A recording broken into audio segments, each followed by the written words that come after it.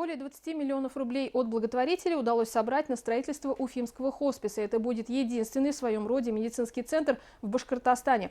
Общий объем необходимых средств более 800 миллионов рублей. На какой стадии сейчас проект, обсудим вместе с гостем программы интервью в эфире главного телеканала Республики. Сегодня у нас Ирина Лобаева, координатор по работе с партнерами автономной некоммерческой медицинской организации Уфимский хоспис. Ирина Владимировна, здравствуйте. Добрый день. На какой стадии сейчас проект? Давайте с этого начнем. Получается, с марта месяца на стройплощадку зашли строители, и на сегодняшний день забиты все сваи под фундамент под детским блоком, где-то 80% под взрослым и на 30% под административным блоком. Нам обещают, что к зиме возведут стены и к окончанию строительного сезона этого года возведут крышу. Мы очень надеемся, что те сроки, которые поставлены, они будут выполняться именно в срок. Но мы знаем, что глава Башкортостана Ради Хабиров объявлял о том, что будет поддерживаться этот проект. Он говорил, что сроки окончания строительства и открытия – это осень 2021 года. Мы знаем, что в республике более 23 тысяч паллиативных больных и около 700 детей, которые тоже считаются тяжелыми, которым нужна помощь. Вот с этой точки зрения, какие функции будет выполнять Уфимский хоспис, как это все предусмотрено, как планируется, что он будет работать? Но то, что касается хосписной паллиативной помощи, это такая интеграция медицинской составляющей, но здесь не говорится о вылечивании, здесь говорится о обезболивании, о терапии, которая поможет купировать болевой порог у наших подопечных. Это социальная помощь как и человеку, который имеет тяжелое неизлечимое заболевание, так и его ближайшему окружению. Это духовная поддержка. Это такое сопровождение на всем этапе жизни, каким бы временем он ни был ограничен. Но в хоспис не обязательно попадут именно все те люди, о которых вы сейчас проговорили, о том количестве. Многие из наших пациентов действительно хотят находиться именно дома, в стенах любимой там квартиры, дома, в окружении своих близких, да. И здесь наша задача создать те условия, чтобы человек находился дома в комфортных условиях, чтобы качество его жизни ни в коем случае не страдало. Это во многом зависит от медицинского оборудования, специализированных каких-то кроватей, и чтобы семья и человек знал, что в любой момент выездная бригада нашего хосписа приедет и окажет ту помощь, которая действительно на сегодняшний момент нужна. Вы занимаетесь непосредственно работой с партнерами, а кто эти компании, эти люди? У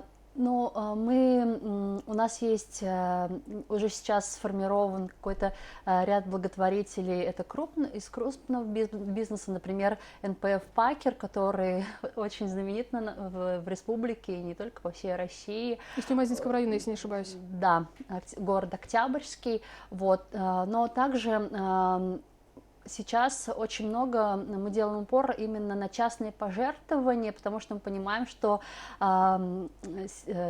ситуация с коронавирусом нанесла ущерб по многим предприятиям, и поэтому мы обращаемся не только к юридическим лицам, но и к любым гражданам нашей республики, потому что у каждого из нас, если посчитать, найдется 400 рублей, сделав единовременное пожертвование, единоразовое от каждого трудоспособного человека нашей республики, 2 миллионов человек, и тогда мы соберем ту необходимую сумму 800 миллионов, которая сейчас необходима на строительство хосписа. Как можно сделать пожертвование? Сделать пожертвование можно, зайдя на наш сайт ufahospice.rf, с любой карты, выбрав проект «Строим хоспис», вы делаете пожертвование, оно автоматически зачисляется на счет именно проекта «Строим хоспис». Также можно сделать по банковским реквизитам, либо же приехав к нам в офис. Всю информацию можно найти на нашем сайте ufahospice.rf.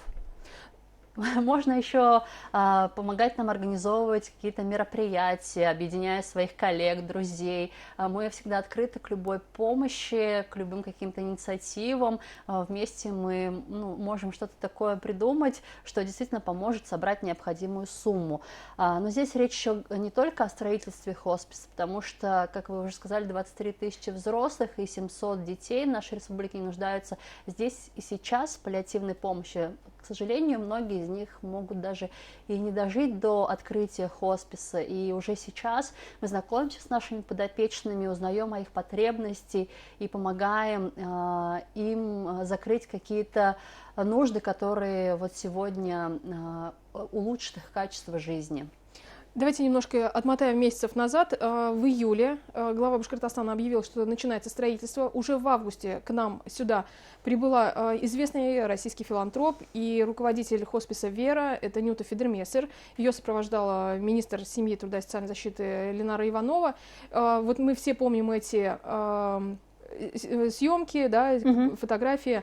Отслеживаем эту тему. Вот скажите, пожалуйста, участие таких высокопоставленных и известных лиц, оно каким образом влияет на весь проект?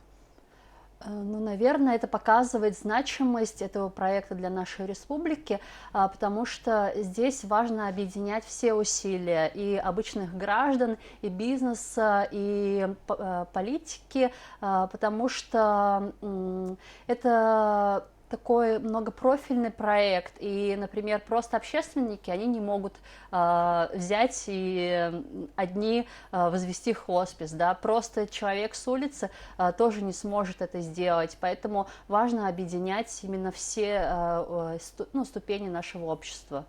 Вот как вы считаете, почему нужно помогать вот паллиативным больным? Ну, потому что хосписная койка, она в конце жизни приравнивает всех.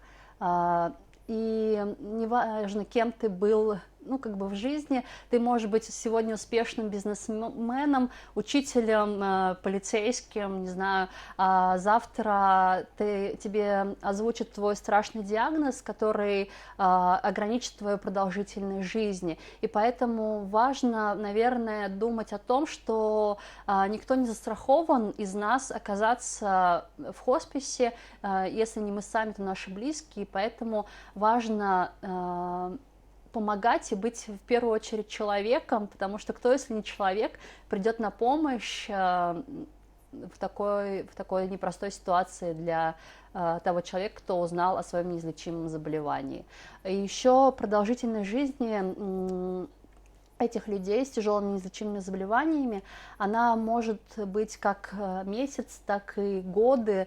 И если, например, вот брать детей с тяжелыми неизлечимыми заболеваниями, мы понимаем, что жизнь мамы, она 24/7 посвящена ребенку, да, и важно здесь поддержать семью, важно, чтобы семьи не распадались, чтобы братья и сестры в этих семьях тоже чувствовали заботу родителей, чтобы у семьи была какая-то поддержка. Вот для этого всего и хоспис, и паллиативная помощь необходима.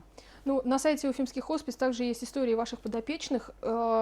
Скажите, какая помощь им сейчас нужна? И как, вот, допустим, телезрители нашего телеканала могут им помочь? Мы параллельно с тем, что ведем сбор на строительство хосписа, у нас есть адресные истории, под которые нужды мы собираем. Например, у нас есть большой проект, мы собираем на средства для купания. Если для нас с вами, обычных людей, каждодневный прием душа или ванны не составляет никаких проблем, то для детей с тяжелыми неизлечимыми заболеваниями нужны специальные приспособления, чтобы родители не выдумывали, там, не знаю, не отрывали сиденье кресел, да, от стульев, там, не изобретали что-то такое, что облегчило. А это дорого? Да.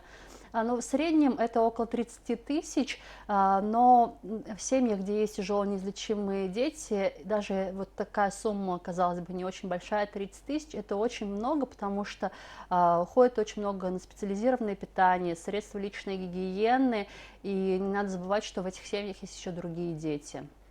Спасибо большое, Ирина Владимировна. Может быть, еще вы что-то хотите сказать телезрителям, как помочь Уфимскому хоспису? Да, мы всегда открыты к любой помощи, и помогать можно не только деньгами, но можно и помогать своим временем, становиться волонтерами, координаторами различных проектов, которые мы уже сейчас запускаем. Поэтому главное не откладывать желание помочь на будущее, а принять решение и уже сейчас становиться частью большого дела, большой команды Уфимского хосписа. Спасибо большое, Ирина Владимировна. Спасибо вам. Я напомню, что гостем программы «Интервью» в эфире главного телеканала Республики была Ирина Лобаева, координатор по работе с партнерами автономной некоммерческой медицинской организации «Уфимский хоспис». Этот центр планируют открыть осенью следующего года. Оставайтесь на БСТ.